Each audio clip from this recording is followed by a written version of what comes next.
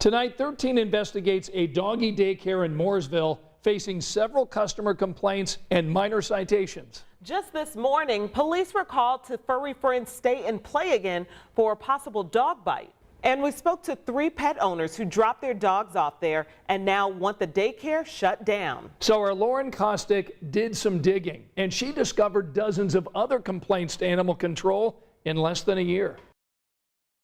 Come see you. Hi. You want a close-up of my nose? Sydney Bills was excited to take her dog to Furry Friends Stay and Play last summer. Pepper attended for several weeks until Bills noticed a bite mark on Pepper. It was like a 1/4 inch like mark on her side. I didn't know until I brought her home and she wouldn't get out of the car. So Bills reached out to the daycare owner.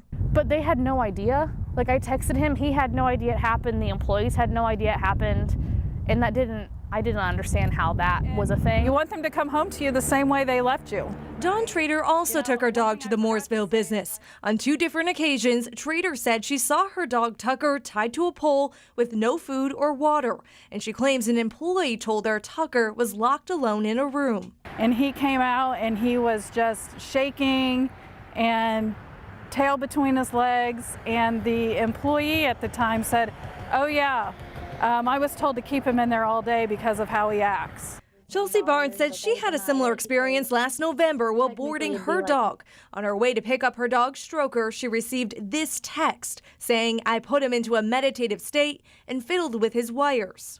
It rubbed me the wrong way. I don't know what he did. I still don't.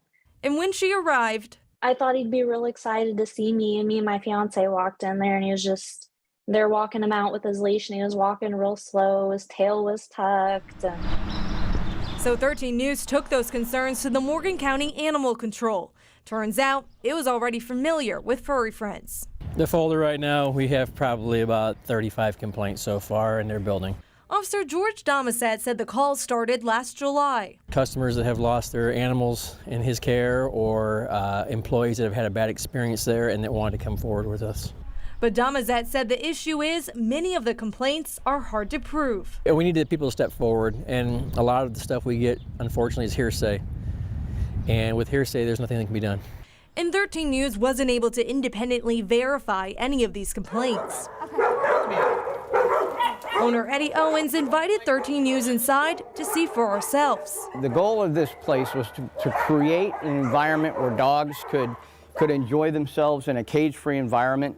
The business opened 3 years ago, offering daycare and boarding. Owens also started a rescue program recently. Dogs are like kids, they're going to spat. You try to minimize it as best you can. You try to redirect, separate if you need to. Luckily enough, it doesn't happen very often. A few minutes later, while we were talking with Owens, we heard the employee yell, "Eddie, I need your help." Come on. Come on. Oh, here, guys. Come here. Come here, guys. Come on. Come on. Come here. There.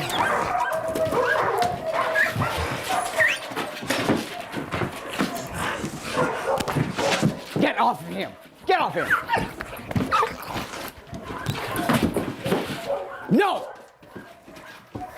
You mother. No. See, that one was out too long and he needed to be. But it's all good.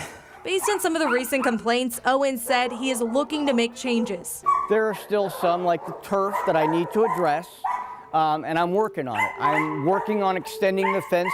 Hopefully soon I'll have the fence extended. It's a work in progress. Like I said, we've been around 3 years, and I'm learning. Owens said he welcomes community members to visit if they have concerns. Anytime. We welcome it. We love it. For now, Owens will keep Facebook reviews and comments turned off. But former customers say they need their voices heard. I wish I had known the stuff that I know now, because we would have never gone there. And Animal Control says it continues to collect complaints. Every day I look at different avenues of trying to investigate it, at least see, what is this guy about, or what is this business about, or what's really happening or not happening there. We also reached out to other customers. One woman saying on Facebook, "I took my dog there. My neighborhood friends and family do as well. Not everything stated is true and most exaggerated." Again, the 3 citations issued this week are not from these customer complaints.